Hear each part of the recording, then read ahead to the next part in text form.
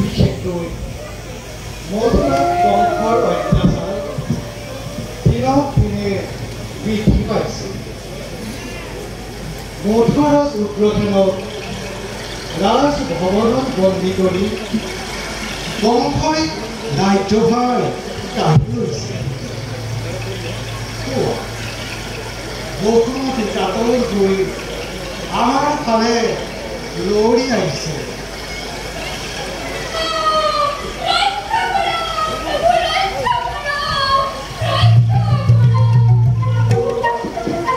কি বসুমতী তোমাৰ এই কোৱা কি হ'ল তোমাৰ?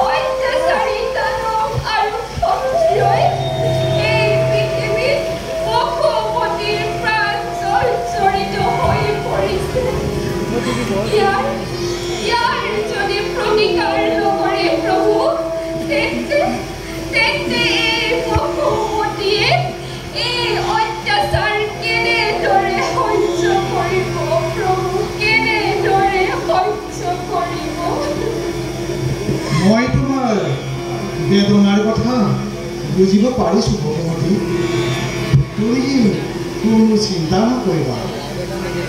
মই অতি শীঘ্ৰে তোমাৰ দুখ মোচনৰ ব্যৱস্থা কৰিম আৰু কিছুদিন মাত্ৰ ধৈৰ্য ধৰা। অতি শীঘ্ৰে দানৱ আৰু ক্ষত্ৰিয়ৰ বিনাশ হ'ব আৰু তুমি ভাৰ মুক্ত হ'বা। প্ৰভু, আপোনাৰ সাধনাত মই শান্তি লাভ কৰিছোঁ। এতিয়া মই বিদায় মাগিলোঁ প্ৰভু, বিদায়। যোৱা বসুমতী।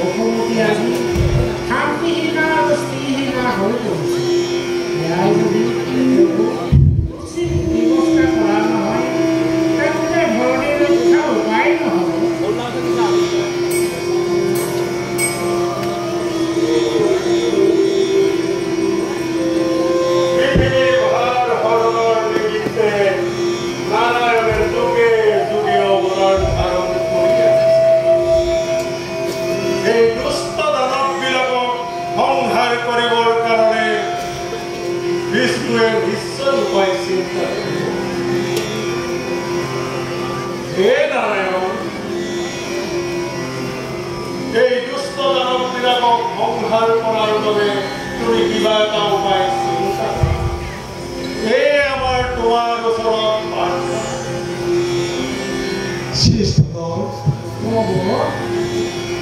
দেৱালীৰ বিৰুদ্ধ ধৰিত্ৰী দুখৰ ভাৰ মই মোচন কৰিব লাগিব।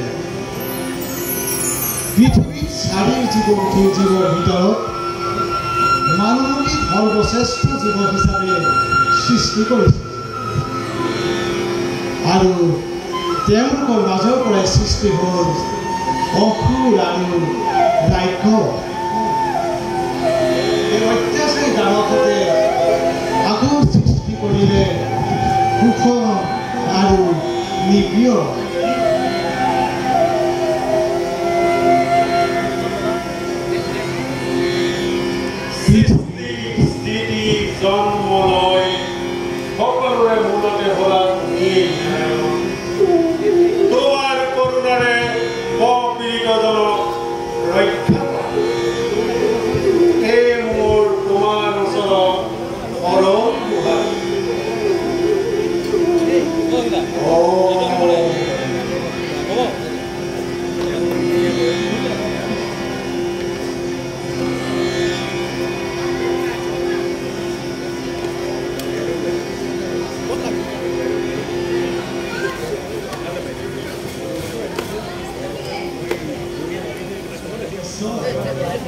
নিশ্চয় প্ৰকৃতিৰ অবিহনে এই সংসাৰ অচল।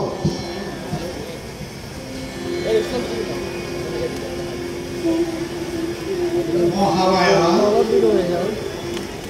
মহামায়া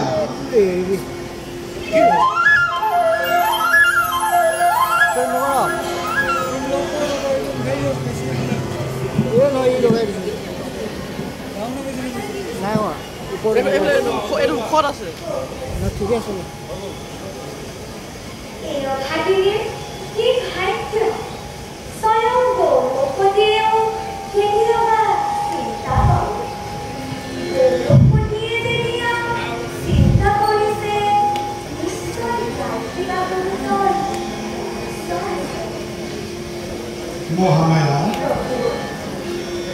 পৃথিৱীত অত্যাচাৰ অনাচাৰ দিনক দিনে বাঢ়িব লাগিছে। পৃথিৱীত ভাৰ মোচনৰ বাবে মোৰ এক নতুন অৱতাৰৰ প্ৰয়োজন হৈ পৰিছে। এই অৱতাৰত তুমি মোক সহায় কৰিব লাগিব মহামায়া। মই কংসৰ কাৰাগাৰত কংসৰ ভগ্নী দৈৱকী গৰ্ভত অষ্টম গৰ্ভস্থিতিলৈ কৃষ্ণৰূপে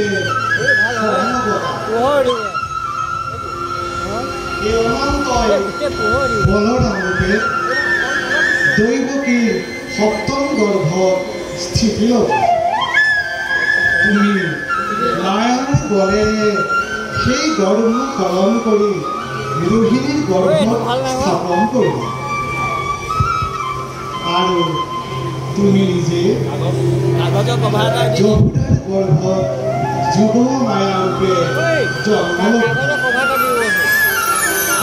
তেওঁৰ দ্বাৰা নন্দৰ গৃহৰ পৰা মই তোমাক সলোৱাই আনিম।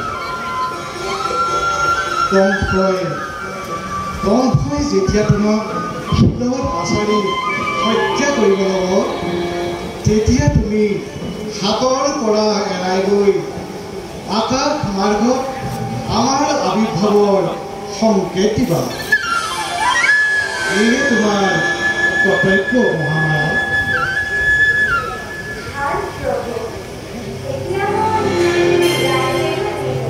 যোৱা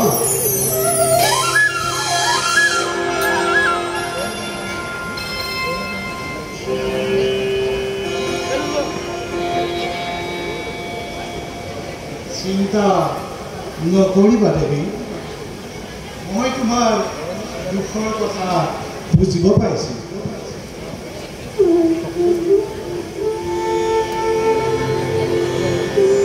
এই ক্ষেত্ৰত মোৰ দেৱকীৰ অতি প্ৰয়োজন।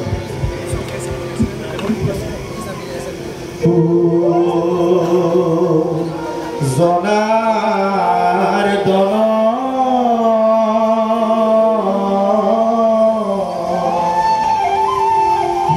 তোমার লীলা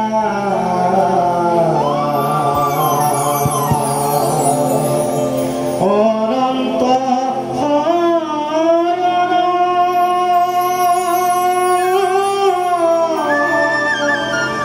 তেজি নারায়ণ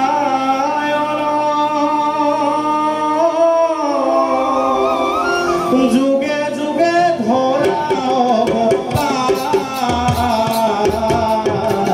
যুগে যুগে ধরা অবতার হে প্রভু জনার্দন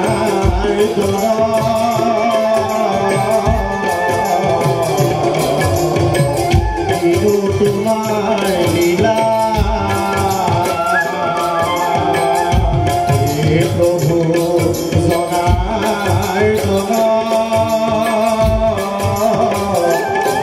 তোমার লীলা নারায়ণ নারায়ণ নারায়ণ। আজি যে মোৰ পৰম সৌভাগ্য, ব্ৰহ্মা বিষ্ণু মহেশ্বৰ তিনিও মূৰ্তিক দৰ্শন পাই এই নাৰদৰ আজি জনম সাৰ্থক হ'ল। সেই বিশ্বপালক নাৰায়ণ নাৰদৰ সেৱা গ্ৰহণ কৰক।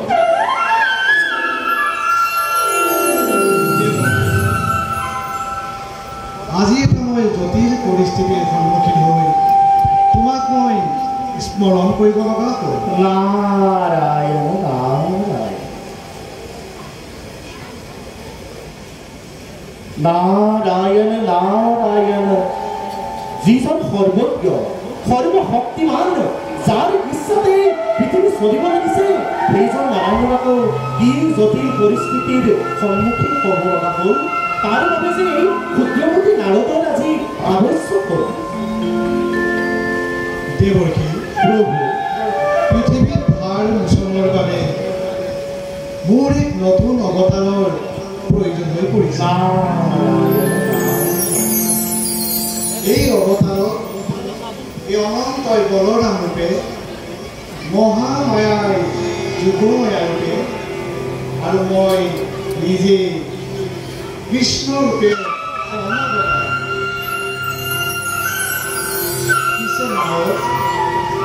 এই অৱতাৰত তুমি সহায় কৰিব লাগিব। নাৰায়ণ নাৰায়ণ তেন্তে প্ৰভু এইবাৰ মোৰ খেতি বাহন আৰু বিনাশক নিথৰুৱা কৰি এই পৃথিৱীত জনম ল'ব লাগিব। তুমি বাৰু জনম ল'ব নালাগে না, তুমি নাৱত হৈ থাকিবা।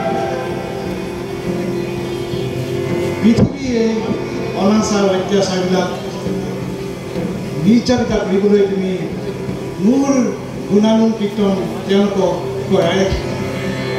নাৰায়ণ নাৰায়ণ তেন্তে প্ৰভু মোৰ এই টুটকীয়া নাম এবাৰ সাৰ্থক কৰিব লাগিব। অকল সেয়ে নহয় দেৱৰ্ষি, তুমি লীলাময় ৰসময় কৰি তুলিবৰ বাবে দেৱতা আৰু যুৱ নাৰীসকলক যাদৱ বংশত জন্ম ল'ব লাগিব। নাৰায়ণ নাৰায়ণ তাৰোপৰি এই অৱতাৰত ৰাম অৱতাৰৰ ঋষি প্ৰতিসকলৰো কামনা অন্তৰ্নিহিত হৈ আছে। প্ৰভু ৰাম অৱতাৰত বাৰু ঋষিপত্নীসকলৰ মনোবাঞ্ছা কি আছিল অনুভৱ কৰি ক'বনে? ৰাম অৱতাৰত যেতিয়া পিতৃ সত্য পালন কৰি সীতাৰ সহিতে মই বনলৈ গমন কৰিছিলোঁ, তেতিয়া সীতাৰ মোৰ প্ৰতি প্ৰেম ভক্তি দেখি ঋষিসকলেও তেনে সভক্তি প্ৰেম বাঞ্ছা কৰিছিল।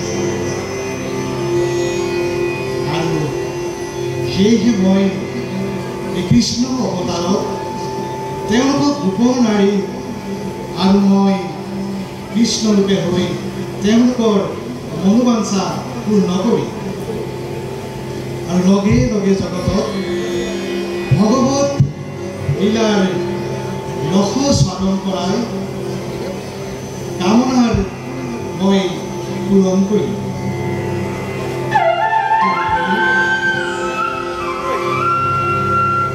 তদুপৰি তুমি সেই ঋষি পত্নীসকলক গোপ নাৰীসকলৰ সৈতে মোৰ লগত লগ কৰাব লাগিব। নাৰায়ণ নাৰায়ণ তেন্তে প্ৰভু এতিয়া মই বিদায় মাতিলোঁ। সন্তা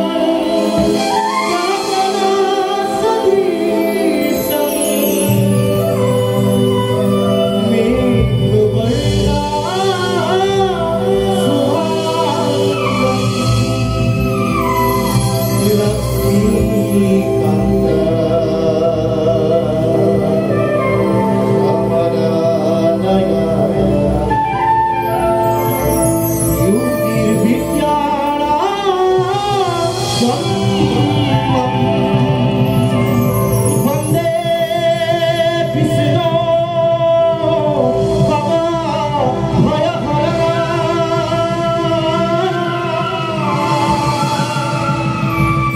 सर्वलोकैका